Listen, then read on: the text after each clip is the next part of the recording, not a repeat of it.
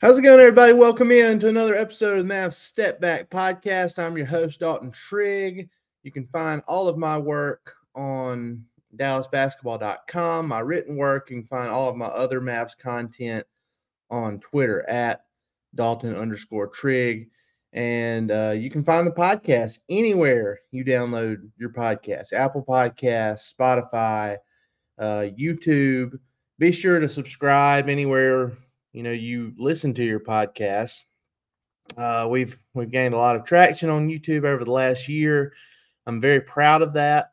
I'm trying to get it to a point where we can raise the level of the YouTube content, and that starts with me and my home studio that's still a work in progress. So once that happens, I think we're going to be able to take this stuff up a notch, and I'm very much looking forward to it. So thank you to all of you who have helped, grow this from the ground up, despite me having to, record in random places, including my my truck after work sometimes, or or late night. So I really appreciate you guys. Be sure to go subscribe in all those places. Leave us comments under our YouTube videos. I like seeing all of your takes on the Mavs and stuff that I bring up. I like to hear what you think about it. So be sure to leave comments on our YouTube channel. Give us a subscription there, and then on Apple Podcasts, if you don't mind going over there, taking a few seconds and leaving a review. We would greatly appreciate that as well.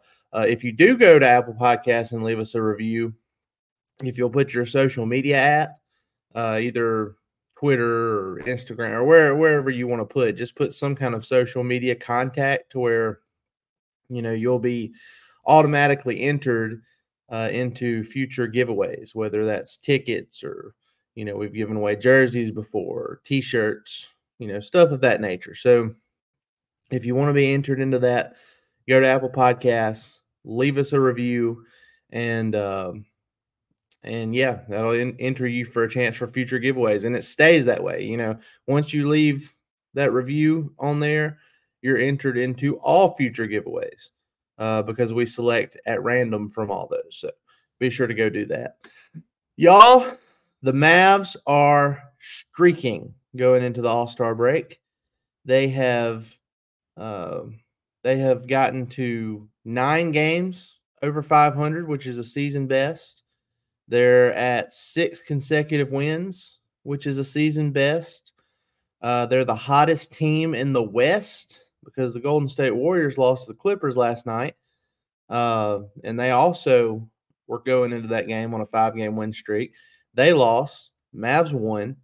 So the Mavs have the best win streak in the West going into the All-Star break, and they are tied with the Celtics for having the longest win streak in the league going into the break. They are playing excellent basketball. They're playing excellent basketball after the first quarter of these games because, they got off to a sluggish start against the San Antonio Spurs on Wednesday night at American Airlines Center. I deleted this. I tweeted before the game that that I expected the Mavs to come out with more energy than they did against the Washington Wizards because I felt like, they kind of got away with one, and they didn't have the attention to detail that they needed to start that game. And so I thought, well, surely they'll come back in this one and they'll be more focused and they'll get out to a better start. And this won't be a contest. This will be a blowout. So I tweeted something to that effect, and the Mavs come out and they go down. I think they were down like 26-13 at one point or something like that. And I said, you know what? I'm not even going to take the blame for jinxing this. I deleted it. I don't care. And sure enough, after losing the first quarter 32-25 to the Spurs, the Mavs turned it on, and they won every single quarter. Well, they won the next 2 quarters, and then they tied in the 4th quarter because the Spurs, it was so out of hand that the Mavs put all of their bench guys in there, and the Spurs made up a little bit of ground. But ultimately, the Mavs won 116-93. They're 3-0 against the Spurs this year now. Victor Wembanyama started out on fire. He was absolutely just scorching in that first quarter. He is an alien. He was hitting threes. He was doing stuff around the rim that normal human beings shouldn't be able to do. He looked like a problem, and he is a problem.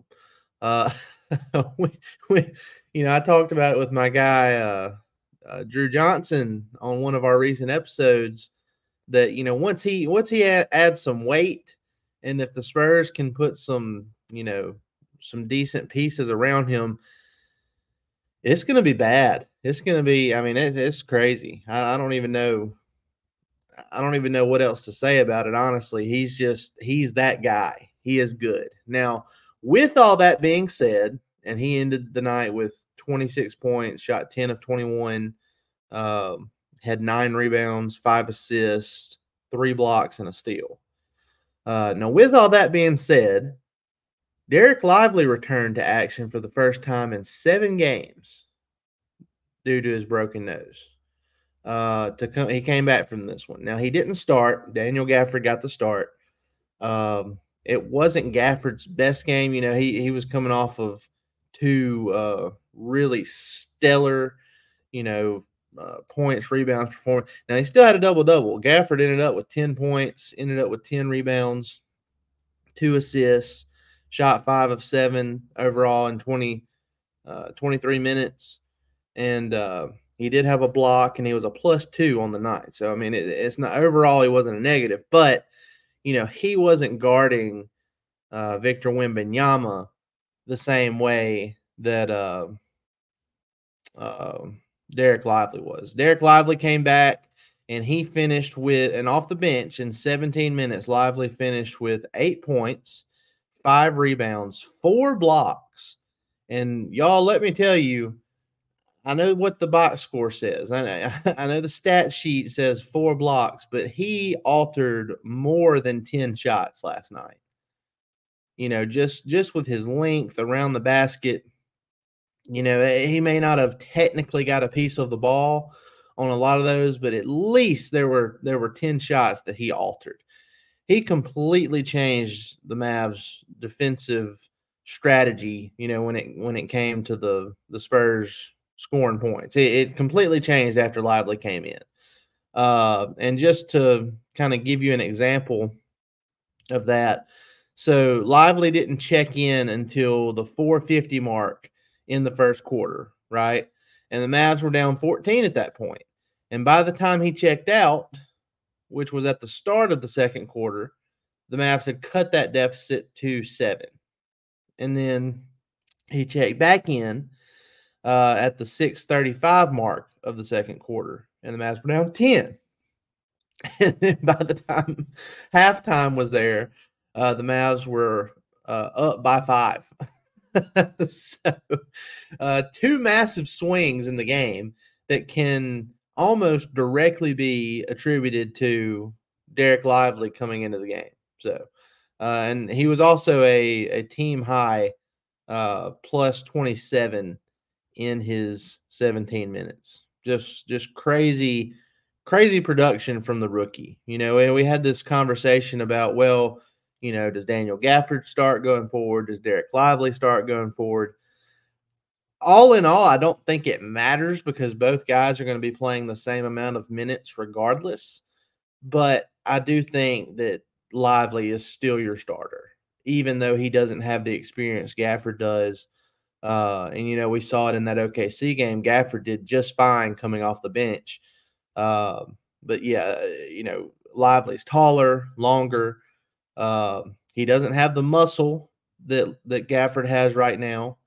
But his instincts are off the charts, and his maturity is off the charts. And he's been a key piece for this team all season, and I just don't think you go away from him as the starter just because you got a guy that's more of a veteran. So if I was Kidd, I would keep starting Lively. I would bring Gafford off the bench, and I would keep starting PJ Washington too. And we'll get into talking about him now a little bit as well because, offensively, he hasn't clicked yet.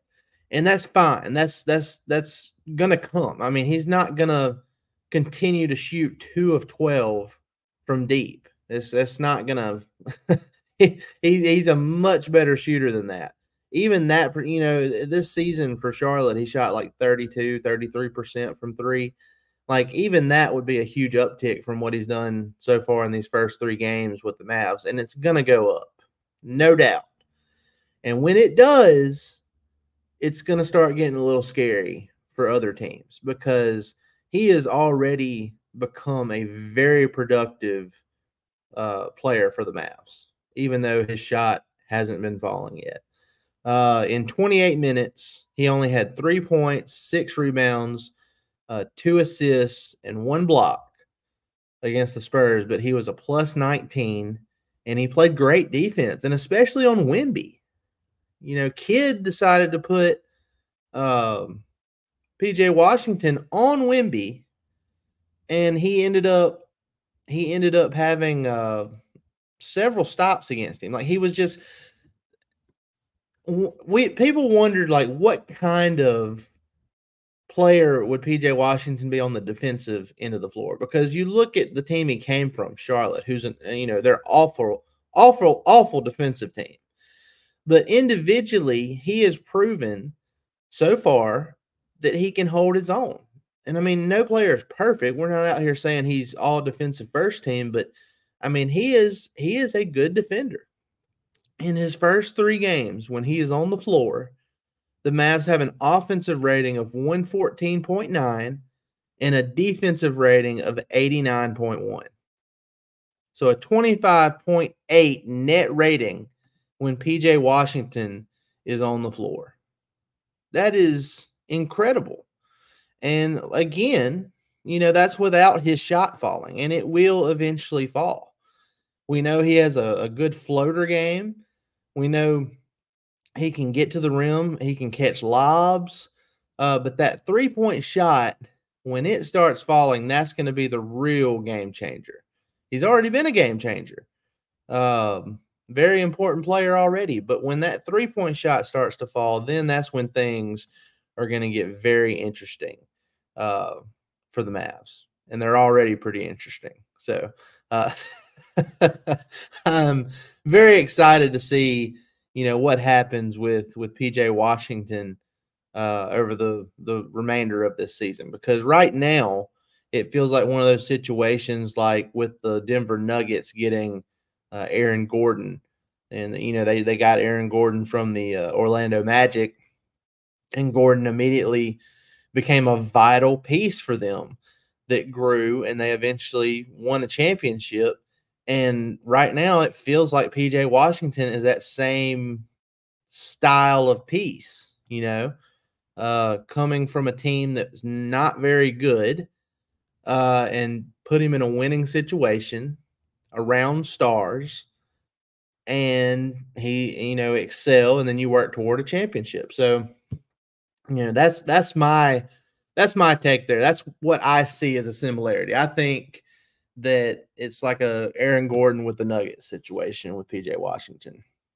And I think PJ Washington could be better as far as when it comes to 3-point shooting when that eventually comes around. So, we'll see how it pans out for him. But love everything I've seen out of PJ Washington. There's people out there that have, kind of poured it on him a little bit on social media. Not a lot. I'm not saying everybody's doing it, but I've seen some things where, people have been negative about it, saying, "Oh, look what Grant Williams is doing in Charlotte, and they're 3-0 since the trade too, and Grant Williams is shooting the ball better."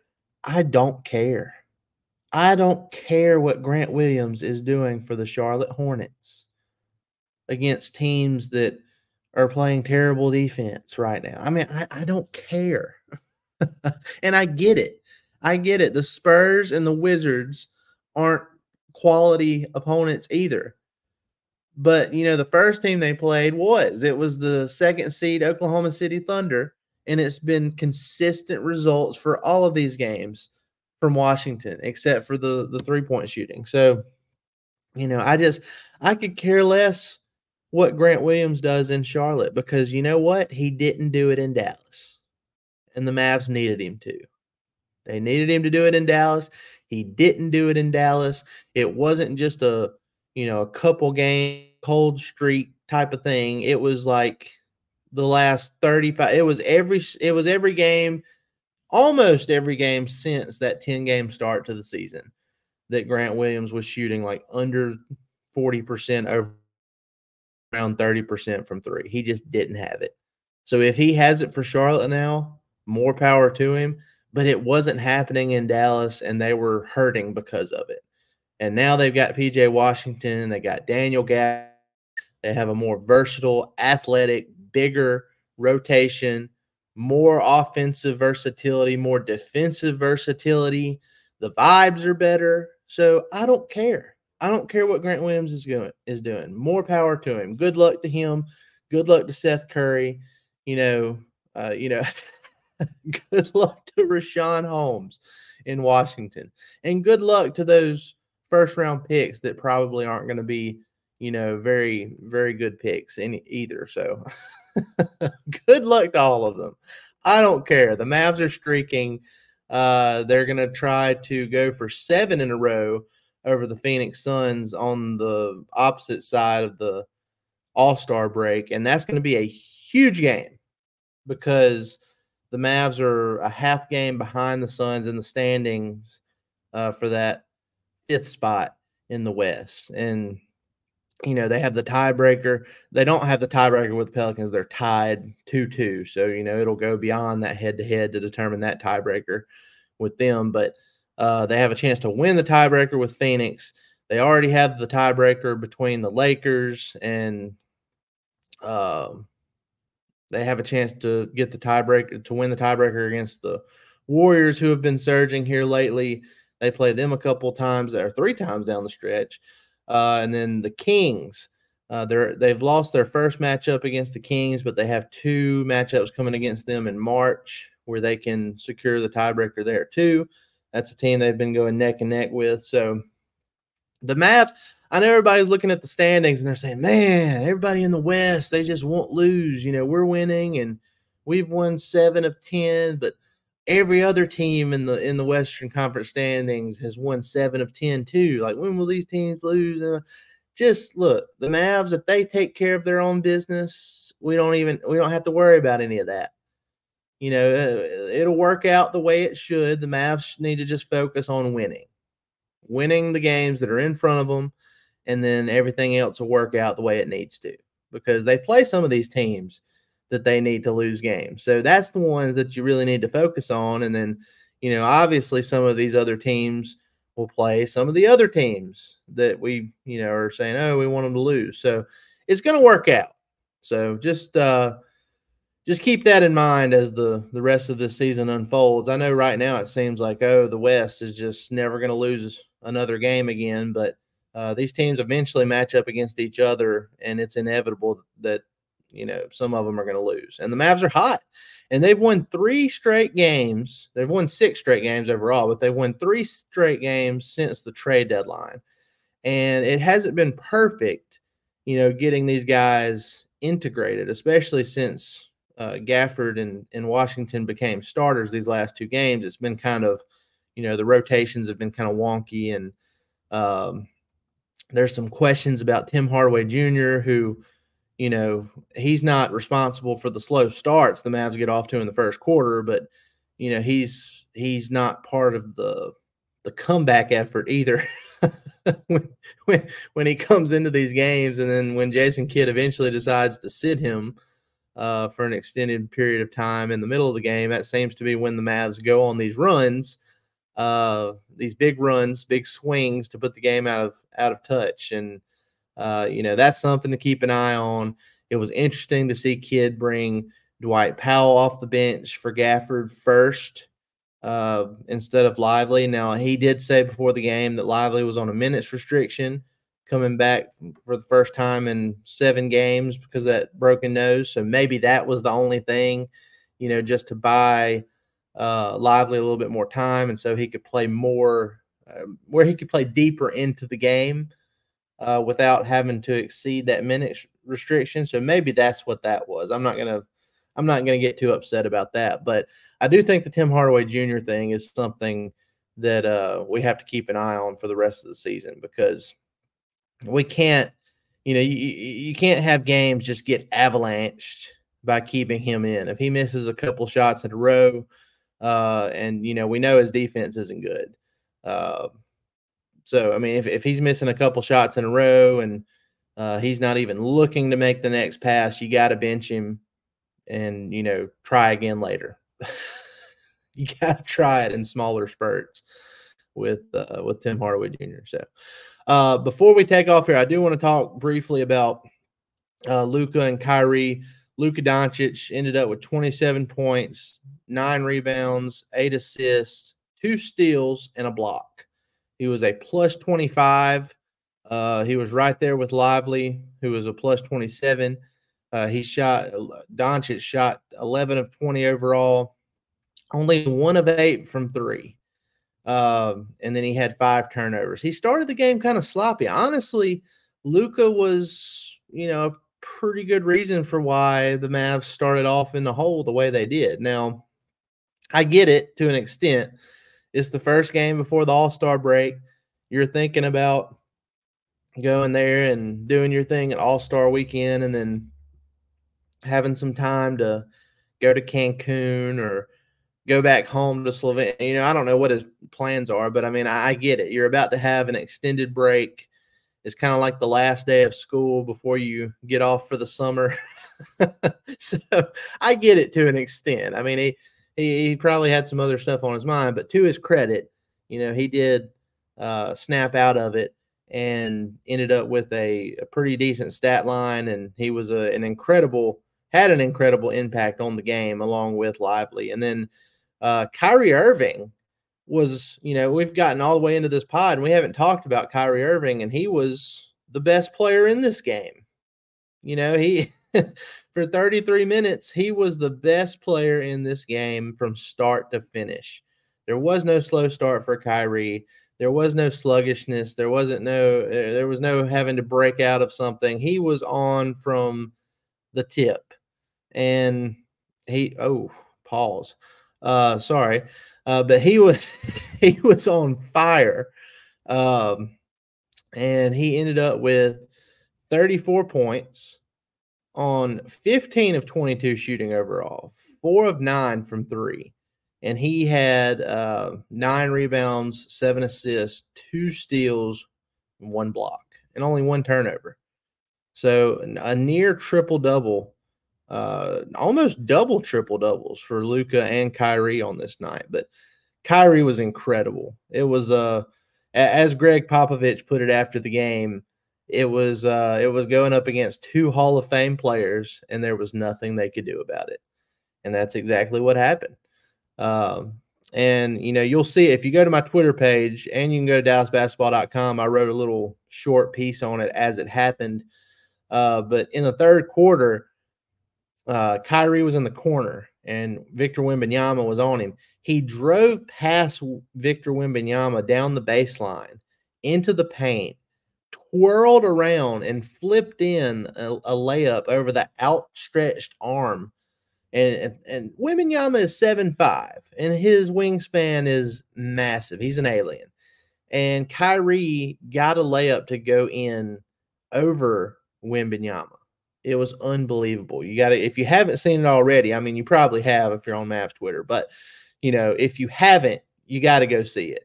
Go to my Twitter page, go to the media part, look at, I posted a video there, and you can find it on DallasBasketball.com as well. But it's just crazy stuff from Kyrie Irving. He really put on a show. And in his post-game interview on Bally Sports Southwest, he was joking about Wembanyama. Well, he wasn't joking, but he was having fun with it. He said, "Yeah, big fella just came over to me after the game and and told me it was a lucky shot. So, just crazy. So even Luka shared the video on his Instagram story and was just like, "This is not normal," and it's not. It's something only Kyrie Irving can do. But good stuff for the Mavs. You know, it hasn't been seamless. It hasn't been easy at times. You know, these last couple of games, but like I said before, wins are wins. These are the games you got to have, and they ended up getting them. This one wasn't nearly as close as that Washington Wizards game was down the stretch on Monday, but the Mavs are streaking. They've won 6 in a row. They're seventh in the West, and they are only a half a game out from being in 5th place. And then, you know, coming out of the gates, if you beat Phoenix, then you start looking at, you know, some higher spots there and thinking, okay, well, who in the top 4 could potentially slip over these last, you know, 20 plus games?